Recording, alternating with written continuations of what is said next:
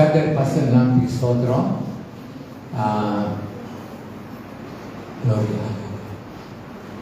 Okay. Praise the Lord, praise the Lord, praise the Lord.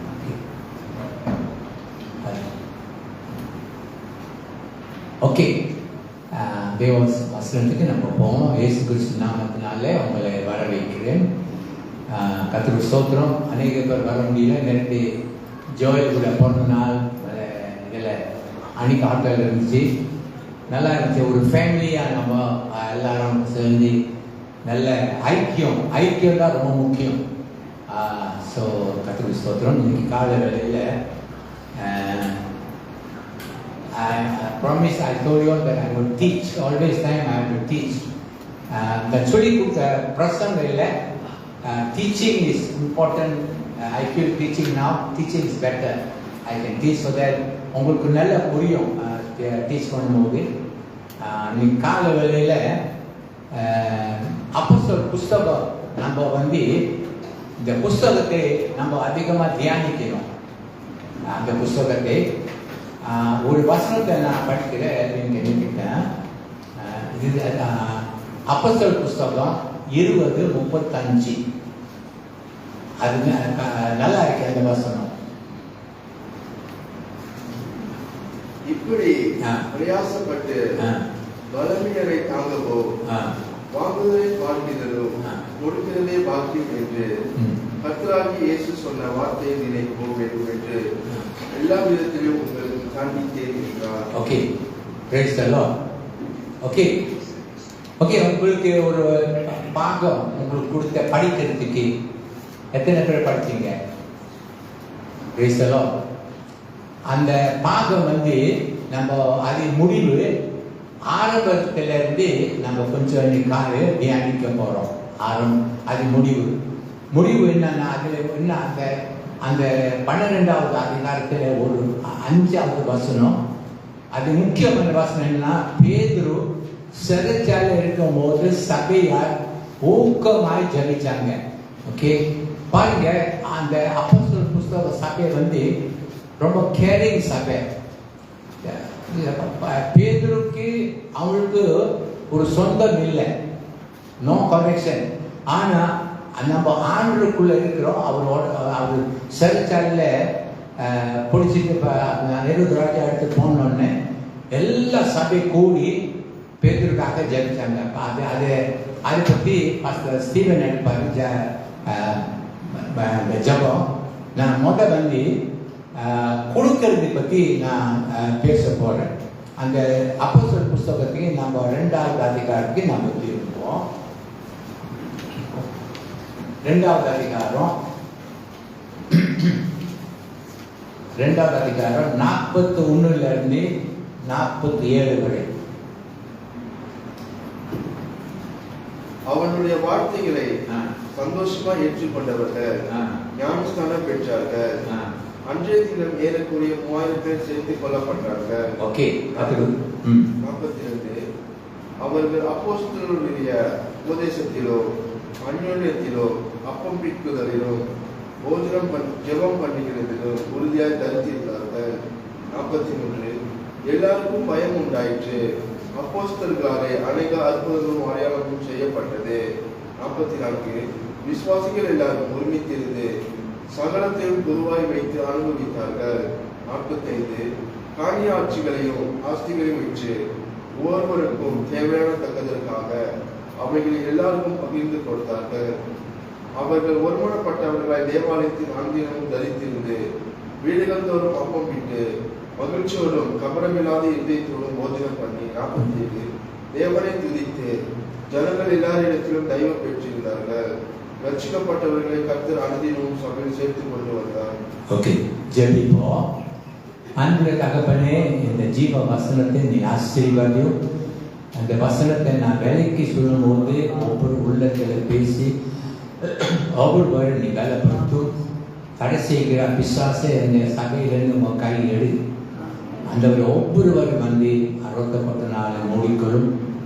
இயேசு கிறிஸ்து நாமத்தினால் வேண்டி ஜெபிக்கிறேன். ஆமென். இந்த சபையில ஒரு முக்கியமான காரியத்தை என்ன நம்ம பார்க்க போறோம்னா, கிவிங், கொடுக்கறத பத்தி நிறைய எழுதிருக்கு, ஆச்சரியமா இருக்கு. இதுல முதலாவது இந்த 41வது வசனம் வந்து பேதுரு நல்லா தெரியும், அவர் பின்வாங்கி போயிட்டாரு. பின்வாங்கி போயிட்டு திரும்பி ஆண்டவர் அவரை கொண்டு வந்துட்டு அவரை என்ன சொல்லி அழைத்தாரு, என் பின்னே வா, I will make you fishers of men. மனுஷன் இல்லை, யூ கேட்ச் மேன். ஓகே, அப்போ இதுல நல்லா பாருங்க, அவர் படிப்பு அறியாத மனுஷன் ஒரே பிரசங்கத்தில 3000 பேர் ரசிக்கப்பட்டாங்க. 41. ஓகே, அவங்க இந்த சபை வந்து அவங்க எப்படி வாழ்ந்தாங்க, how did they live, எப்படி வாழ்ந்தாங்க, இதுதான் ரொம்ப முக்கியம். அப்போ we have to follow them. See, we need to follow them because நல்ல காரியம் இதுல ஒரு நல்ல 5 காரியங்கள் இருக்கு. நல்ல காரியத்தை நீங்க அவங்க செஞ்சாங்க. ஓகே, 42 நீங்க படிச்சு பாருங்க. முதலாவது அப்போஸ்தலர் போதனைக்கு மொத்த இடத்தை கொடுத்தாங்க. தேவ வசனம் வந்து ஃபர்ஸ்ட் பிளேஸ் ஆண்டவர் கொடுத்தாங்க. ஓகே, ரெண்டாவது ஓகே, நேற்று அன்னைக்கு ஹோட்டல்ல நடந்துச்சு ஐக்கியம் ஃபேமிலி. நம்ம ஒரு ஃபேமிலி, ஒரு பையனோட பிரதரோட பிறந்த நாளைக்கு நம்ம அங்கே கூடி ஐக்கியம் கொண்டோம். ஐக்கியம் தான் ரொம்ப ரொம்ப முக்கியம். அப்போ இதுல நல்லா பாருங்க,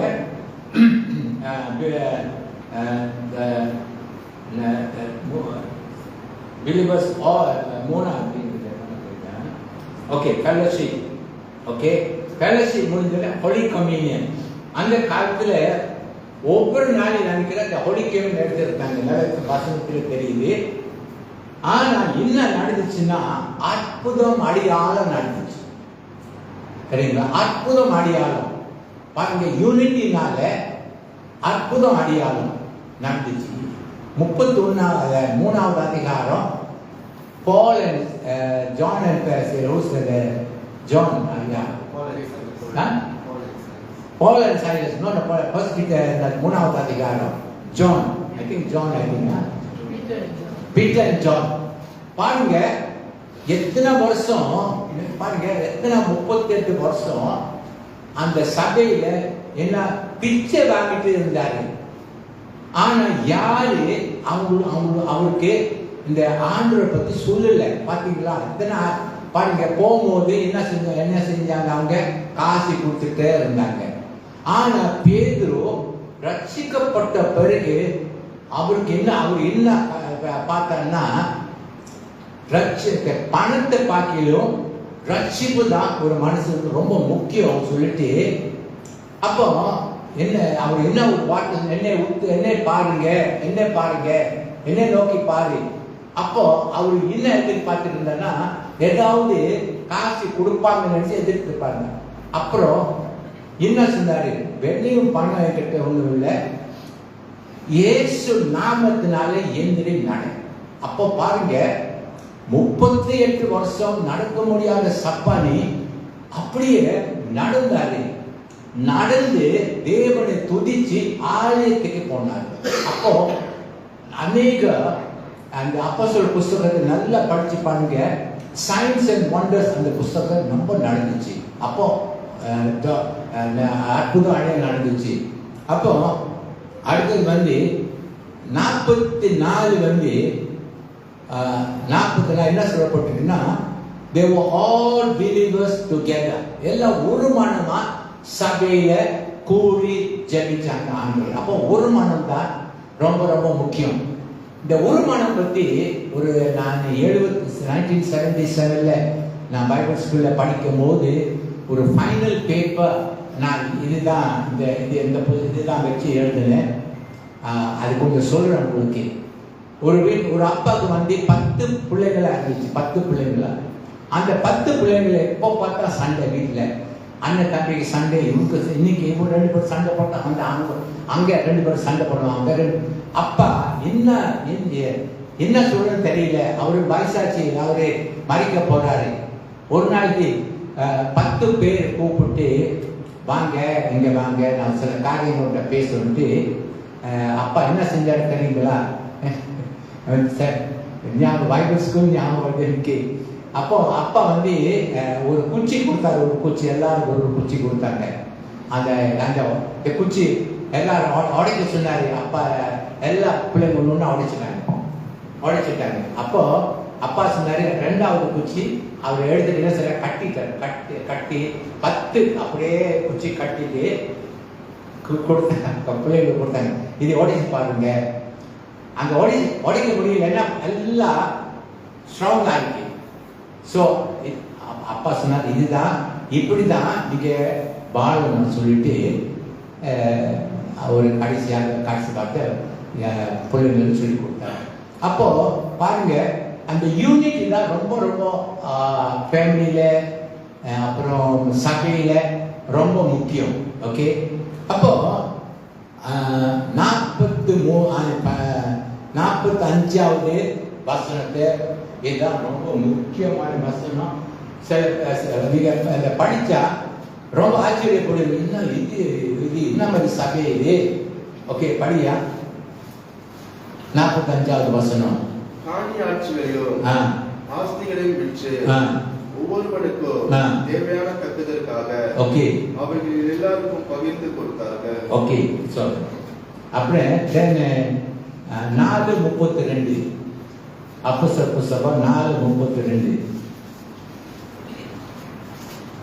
விசுவாசிகளாகிய திரளான கூட்டத்தார் ஒரே இருதயமும் ஒரே மனமும் உள்ளவர்களாய் இருந்தார்கள்.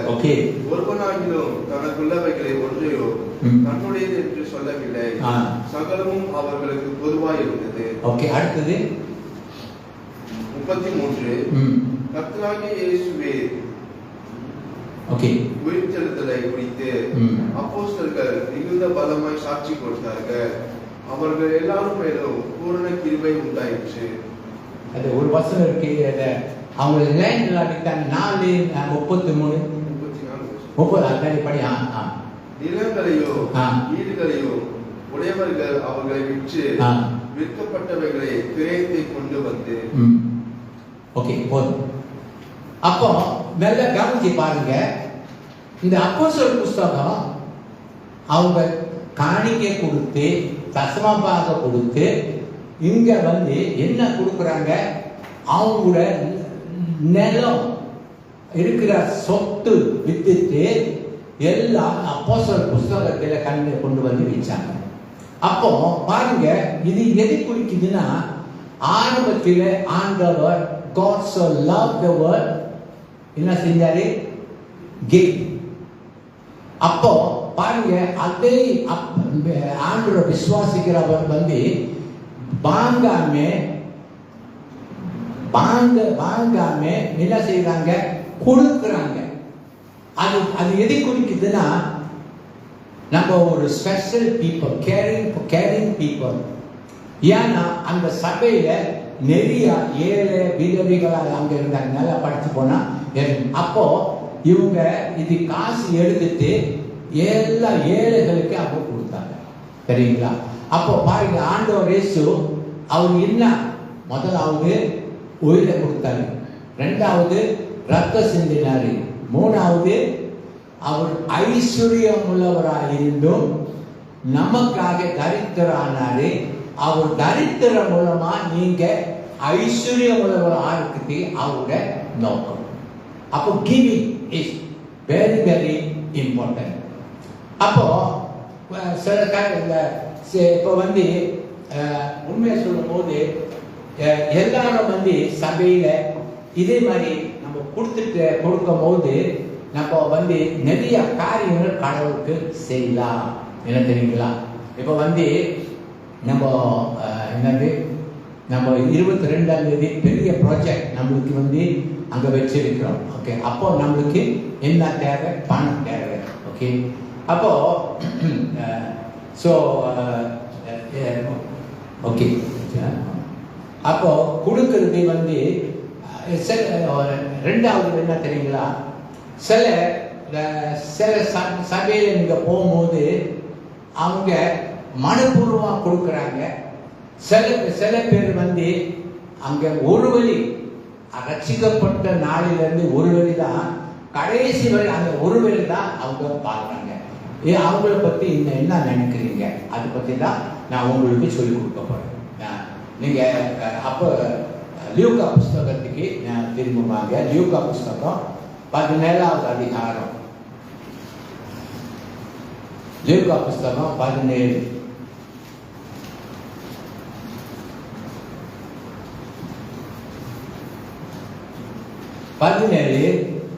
அப்போ 12 13 படிச்சுட்டு போயா until 19. அவர் ஒரு கிராமத்தில் பிரவேசித்த போது குஷ்டரோகம் உள்ள மனுஷர் 10 பேர் அவருக்கு எதிராக வந்து தூரத்திலே நின்று 13 இயேசு ஐயரே எங்களுக்கும் இறங்கும் என்று சத்தமிட்டார்கள். 14 அவர்களை அவர் பார்த்து நீங்கள் போய் ஆசாரியர்களுக்கு உங்களை காட்டியுள்ளார் என்றார். அந்தபடி அவர்கள் போக சுத்தமானார்கள். 15 அவர்களில் ஒருவர் தான் ஆரோக்கியமானதை கண்டு திரும்பி வந்து உரத்த சத்தத்தோடு தேவனை மகிமைப்படுத்தி 16 அவருடைய பாதத்திற்கு முகக்குப்புற விழுந்து அவருக்கு ஸ்தோத்திரம் செலுத்தினார். அவன் சமாரியானாய் இருந்தார். 17 அப்பொழுது இயேசு சுத்தமானவர்கள் 10 பேர் அல்லவா, மற்ற 9 பேர் எங்கே? 18 தேவனை மகிமைப்படுத்துகிறதற்கோ இந்த அந்நியனே ஒழிய மற்றவரும் திரும்பி வர காணுமே என்று சொல்லி 19 அவனை நோக்கி நீ எழுந்து போ, உன் விசுவாசம் உன்னை ரட்சித்தது என்றார். சரி, குஷ்ட ரோகி எது குறிக்குதுன்னா நம்ம பாவ வாழ்க்கையை குறிக்குது. அப்போ 10 பேர் ஆண்டவர் முன்பாக நிற்கிறாங்க. கத்துனாங்க, ஐயரே நம்மளை இறங்குன்னு சொன்னாங்க. அப்போ 10 பேர் ஆண்டவர் அவருக்கு சொஸ்தமானார். நல்ல சுகந்தை 10 பேருக்கு கிடைச்சது. ஆனா ஒரே ஆளு என்ன செஞ்சாரு, கடவுள் தேடி வந்து அந்த ரட்சிப்புக்காக ஆண்டவரே எனக்கு கோடி ஸ்தோத்திரம், நான் ஒரு குஷ்டரோகியா இருந்தேன், என்னை உங்க சொந்த பிள்ளையாக என்னை மாற்றத்துக்காக முழங்கால போட்டுட்டு ஆண்டவரை துதிச்சார். பாருங்க, இந்த மற்ற 9 பேர் ஆண்டவர் கேட்ட, அங்க 9 பேர் இங்க கேட்ட உடனே அந்த 9 பேர் பத்தி என்ன நினைக்கிறீங்க நீங்க? என்ன, இவர் வந்து ரட்சிக்கப்பட்டிருக்கிறாரு, ஆண்டவர் அறிந்திருக்கிறாரு, தெரியுங்களா? ஆண்டவர் அறிந்திருக்கிறாரு. ஆனா 9 பேர் ரட்சிப்பில் தான் இருக்கிறாங்க. 10 வருஷம் ரட்சிப்பு, 20 வருஷம் ரட்சிப்பு. அப்போ இதுல என்ன ஒரு காரியத்தை உங்களுக்கு சொல்றேன்னா, பிசாசு உங்களை என்னையே ஆவிக்குரிய வாழ்க்கை வளர்றதுக்கு விட மாட்டார். பாருங்க, அப்போஸ்தலர் புஸ்தக காலத்துல அனுதினமும் சபையில கூடி என்ன செஞ்சாங்க, அனுதினமும் அந்த சபையில கூடி அப்பம் பிட்டு ஒவ்வொரு நாளும் ஜபிச்சு ஐக்கியம் கொண்டு என்ன செய்ய ஜபிச்சாங்க. இப்போ ஒரு நாள் நீங்க யோசிச்சு பாருங்க, ஒரு நாள் சபைக்கு நம்ம வர முடியல. அதனால பிசாசு யாரு செய்ய தெரியுங்க, நீங்க வாழ்ந்துட்டா என்ன நடக்க தெரியுங்களா, அவரை நீங்க தவிர்த்துருவீங்க, அவருக்கு ஆபத்து. அதே போல சில பேரு அந்த ஒருவழி தான், கடைசி வரை ஒருவழி தான். ஆனா இவங்க இதுதாங்க ஒரு ரட்சிக்கப்பட்ட விசுவாசத்தோட அடையாளம் என்னன்னா துதி. இவங்க வந்து சபையை துதிக்க மாட்டாங்க, சும்மா ரட்சிப்புல தான் இருக்கிறாங்க, சும்மா வந்துட்டு போவாங்க. அப்ப 10 பேர்ல ஒரு ஆள் தான் உண்மையாக ரட்சிக்கப்பட்டிருக்காரு, உண்மையாக ஆண்டவர் துதிக்கிறார். அப்போ அப்போஸ்தலர் புஸ்தகத்தில் நீங்க கவனிச்சு பாருங்க, 3 அந்த ஹோல் சபை, அந்த சபைக்கு ஒரு பேரு கொடுக்கப்பட்டிருக்கின்றீங்களா, உலக ஜனங்கள் இந்த சபைக்கு ஒரு பேரு கொடுத்திருக்காங்க. நான் நினைக்கிறேன் அப்போஸ்தலர் புஸ்தகம் 17:6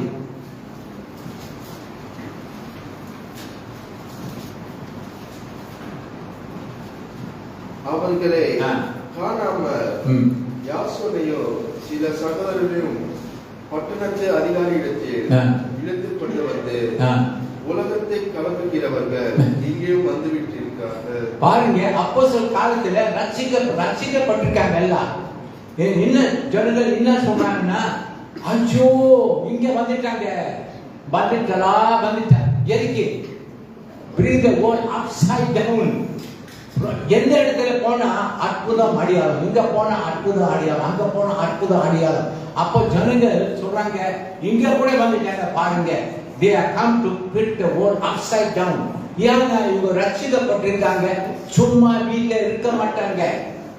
ரட்சிக்கப்பட்ட விசுவாசி சும்மா வீட்டுல இருக்க மாட்டாங்க, ஏதாவது இங்க சுத்திட்டு சாட்சி கொடுத்துட்டே இருப்பாங்க. இதான் ரட்சிப்பு.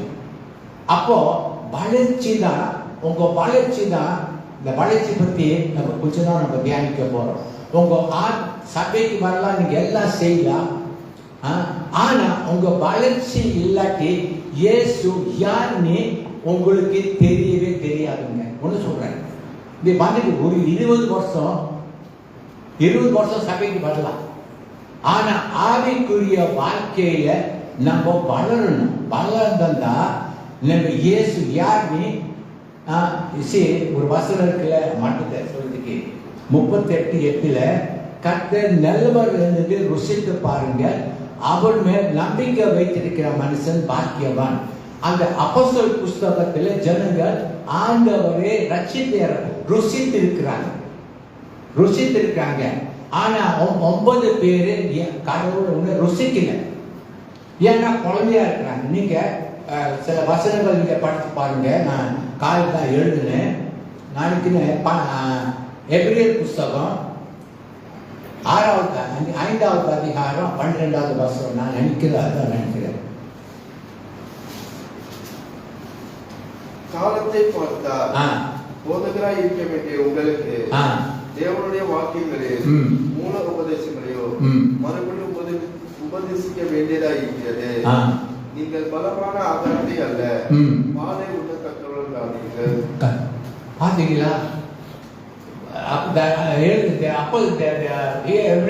எழுதி என்ன சொல்றாங்கன்னா, நீங்க இப்போ டீச்சர் இருக்கீங்க, நீங்க எல்லாம் டீச்சர் இருக்கணும் நீங்க. ஆனா எத்தனை வருஷம் நீங்க என்ன எல்லாம் பால் குடிச்சுட்டு தான் இருக்கிறீங்க. பிசாசு வந்து உங்களை என்னையே வளர்த்துக்கு விட மாட்டான். அதனால்தான் தேவ வசனம் ரொம்ப முக்கியம். பாருங்க, அடுத்த காலத்தை நம்ம போவாங்க நினைக்கிறேன்.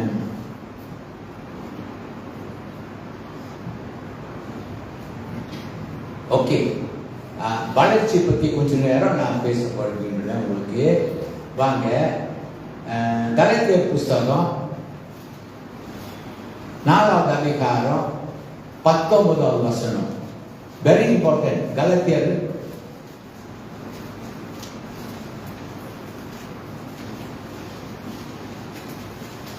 என் சிறு பிள்ளைகளே, கிறிஸ்து உங்களிடத்தில் உருவாகும் அளவு உங்களுக்காக மறுபடியும் கற்ப வேதனை படுகின்றேன். பவுல் கூட ஆசை என்ன தெரியுங்களா? அவர் சொல்றாரு, நீங்க இப்ப பார்த்தா பால் குடிச்சிட்டு இருக்கீங்க. ஆனா என்ன நான் எதிர்பார்க்கிறேன்னா, இயேசு உன் வாழ்க்கையில உருவாக்கணும், இயேசு உன் வாழ்க்கையில வளரணும். அப்பதான் நீங்க ஒரு பெரியவன் ஆன பிறகுதான் ஒரு பொறுப்பான காரியத்தை நீங்க செய்ய முடியும். பாருங்க, பவுல் என்ன எதிர்பார்க்கணும்னா, கிறிஸ்து உங்க உள்ளத்துல உருவாக்கணும். அப்ப இந்த கிறிஸ்து அவர் உங்க வாழ்க்கையில எப்படி உருவாக்கணும்? எப்படி? வசனம் பேரு 2:3 அந்த வாசி இங்கிலீஷ்ல சொல்றதுக்கு, new born baby desire sincere milk of the word of God. ஞான பால் வந்து உங்களுக்கு ரொம்ப முக்கியம். அப்போ அந்த வசனத்தை காலையில் எழுந்திரிச்ச உடனே நீங்க என்ன வசனம் படிக்கணும், அந்த வசன பிரகாரம் நீங்க ஜீவிக்கணும். அப்போ நாளைக்கு நாளை நீங்க படிக்க அந்த வசனம் ஜீவிக்க நீங்க குழந்தையா இருக்க மாட்டீங்க. இந்த பால் உங்க பிள்ளைங்களை பால் கொடுத்தீங்களே, பால் குடிச்சுங்க என்ன எப்போ சாப்பிட்றாங்க? என்ன சோறு சாப்பிட்றாங்க இல்லை பால் குடிக்கிறாங்களா? சொல்லுங்க. பால் குடிக்கிற இல்லை, பால் குடிக்க மாட்டாங்க. வாழ்ந்துட்டாங்க, அப்போ சோறு வேணும். வாழ்ந்துட்டாங்க. கொஞ்ச நாளைக்கு பிறகு இப்போ பாருங்க, ஜோயல் வந்து அவன் பால் குடிச்சிருந்தா என்ன ஆகுது? அப்பா அம்மா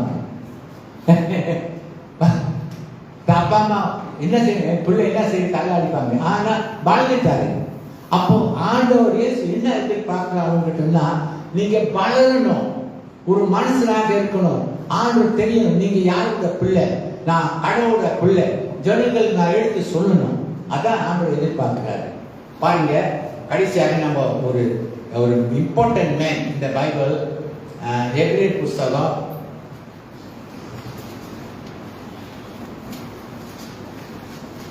Hebrew chapter 11.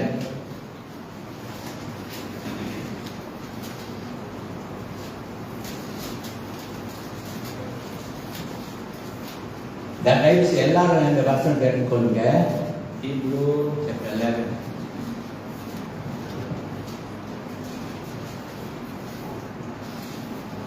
எடுத்துட்டீங்களா? Okay. 3rd chapter 11.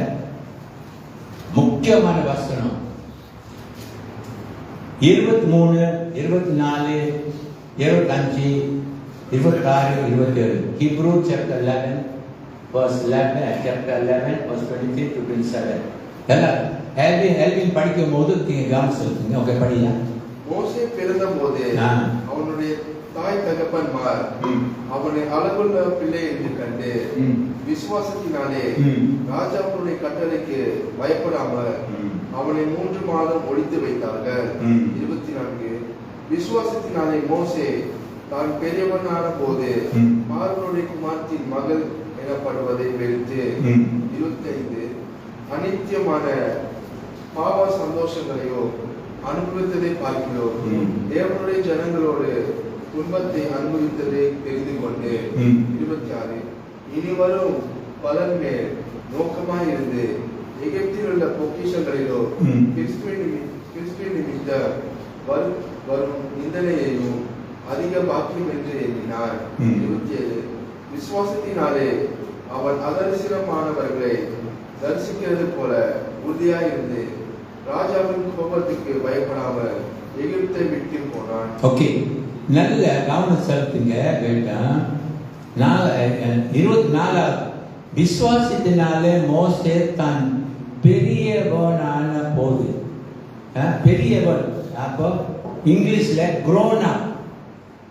grown up to be mature. Okay, grown up to be mature. You must mature. அப்போ ஆவிக்குரிய இப்போ வந்து இப்போ நேச்சுரல் டைம்ல you are mature now, or young, very young, you know all good and bad.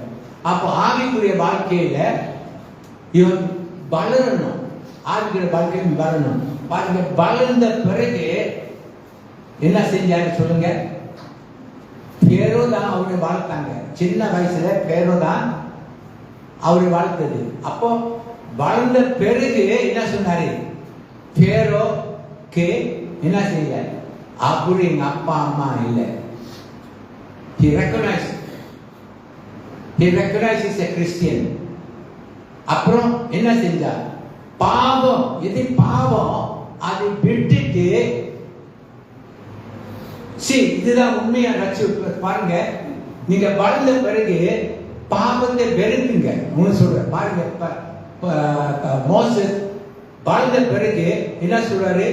உலகத்தை பாவத்தை வெறுக்கிறாரு. கடவுள் பிள்ளைகள் சேர்ந்து பாருங்க, அவரு ஈஜிப்ட்ல இருந்தா நல்ல சாப்பாடு, நல்ல அரண்மனை இடத்துல இருந்திருக்கலாம்.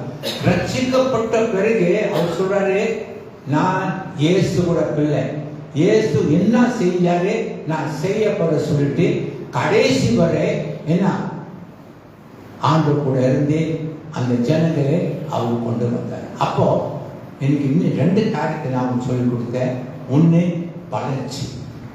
பாருங்களா, வளர்ச்சி அந்த ருசித்து கடவுள் அவரு என்ன ருசித்து பார்த்துட்டாரு.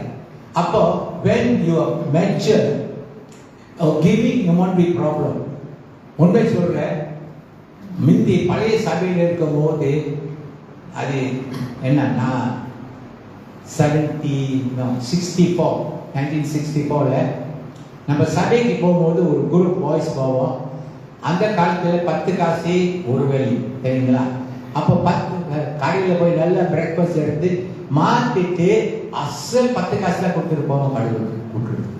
அப்போ இன்னைக்கு எனக்கு உண்மை சொல்றேன், ரசிக்கப்பட்ட பிறகு அந்த ஒரு வழி கடவுள் கொடுத்துட்டு மனசு இல்லைங்க. எப்படியாவது 10, 20 கொடுக்கணும்னு சொல்லிட்டு, ஏன்னா நான் வாழ்ந்துட்டேன், ஆவிக்குள்ள நான் வாழ்ந்துட்டேன். அப்போ இன்னைக்கு இந்த அப்போஸ்தலர் புஸ்தகத்துல அவங்க கடவுள் கொடுத்தாங்க. ஆனா 4 காரியத்துக்கு சொல்லிட்டு முடிக்கிறேன். பாஸ்டர் ஸ்டீவன் எடுப்பாரு.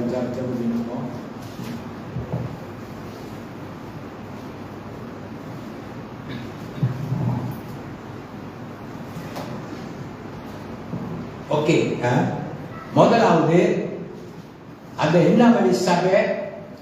கிவிங் சபை, ஆண்டவருக்கு கொடுக்கிற சபை. அப்புறம் ரெண்டாவது growing church. growing church பாத்தீங்களா? அவங்க அந்த சபையா அனுதினமும் கூடி தேவனை துதிச்சு ஜெபிக்க அனுதினமும் சபைக்கு கடவுள் என்ன செஞ்சாரு? புது ஆத்மாக்கள் கொண்டு வந்தாரு. பாருங்க, இப்ப ஆத்மா ஆதாயம் பண்ணிட்டு நம்ம வெளியே போறோம், அவங்கள போய் கூப்பிடுறோம், இங்க போய் கூப்பிடுறோம். அந்த காலத்துல பாருங்க இந்த யூனிட்டி தாங்க சபையில.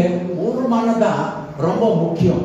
பாருங்க, ஆக்கான் ஒரு விசுவாசி அந்த பெரிய யுத்தத்தை ஒரு தோல்வி வந்துச்சு, ஒரு ஆக்கான் நடந்தார். அந்த கடைசி நாளில உங்களுடைய ஆசைன்னா நம்ம சபையை ஒருமானப்படணும் கடவுளுக்காக. இதே மாதிரி நம்ம சபையில நடக்கும். அந்த சபையில் நடந்துச்சு. என்ன வேற கடவுளா? இயேசுதான் அந்த கடவுள். அப்போ இந்த சபையில் இருந்த கடவுள் இயேசுதான் கடவுள். அப்போ நீங்க நானே ஒருமானப்பட்டு நம்ம ஜபிக்கும் போது நீங்க பார்ப்பீங்க, அவங்க சொந்தமா சபை தேடிட்டு வருவாங்க. ஓகே, மூணாவது growing church. okay growing church. Daily கடவுள் என்ன செஞ்சாரு? சபை புது ஆத்மாக்கள் கொண்டு வந்தாரு. அஞ்சாவது praising church, worshiping church.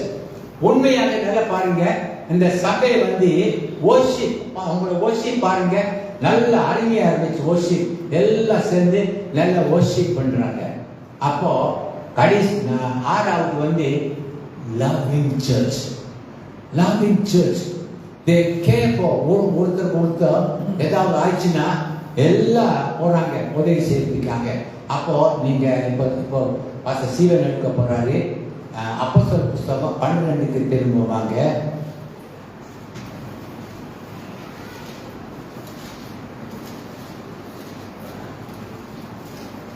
அப்போஸ்தலர் புஸ்தகம் 12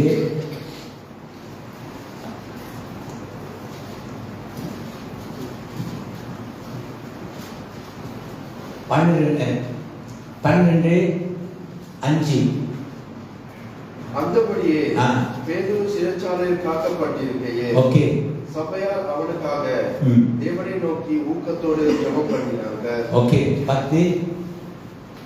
அவர்கள் முதலாம் நாவலையோ 2ஆம் நாவலையோ கடந்து நகரத்துக்கு போகிற இரும்பு தண்டனைகளில் வந்தபோது அவன் தானாய் அவர்களுக்கு திறவுண்டது. அதில் வழியாய் அவர்கள் புறப்பட்டு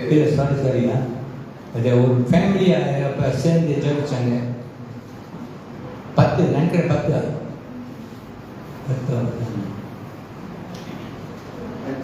5. ஓகே படி. அந்தபடியே பேதுரு சிறைச்சாலையில் காக்கப்பட்டிருக்கையில் சபையார் அவனுக்காக தேவனை நோக்கி ஊக்கத்தோடு ஜெபம் பண்ணினாங்க. ஓகே, கர்த்தருக்கு ஸ்தோத்திரம். 2 காரியத்தை நான் சொல்லி கொடுத்தேன் உங்களுக்கு. இன்னைக்கு நம்ம சபையில நிறைய தேவை இருக்கு. என்ன தேவைன்னா, சில பேர் சபைக்கு வர முடியாமல் இருக்கிறாங்க, சில பேர் கட்டில இருக்கிறாங்க, சில பேர் வியாதியில் இருக்கிறாங்க. அப்போ இன்னைக்கு ஸ்டீவன் வந்து இந்த இந்த இந்த இந்த காரியத்துக்காக விண்ணப்பங்களுக்காக ஜெபிப்பாரு. ஒரு காரியத்தை நம்ம சபைக்கு ஜெபிப்போம் என்னன்னா, உண்மையை சொல்கிறேன், our church finance is strong. Okay, we need your support. Okay, நீங்கள் இந்த சப்போர்ட், ஏன்னா நம்ம இந்த ப்ராஜெக்ட் வந்து பெரிய ப்ராஜெக்ட் வந்து பாஸ்டருக்கு அந்த இடம் வந்து 1500, அப்புறம் பாஸ்டருக்கு காணிக்கை கொடுக்கணும், அப்புறம் சாப்பாடு நம்ம ஆர்டர் பண்ணணும். சோஃபா வி கலெக்டட் நம்ம ஒரு $700 நம்ம கலெக்ட் பண்ணிட்டோம். அப்போ உங்களுக்கு கடவுள் உள்ளத்தில் பேசினார், கட்டாயம் பேசுவார்.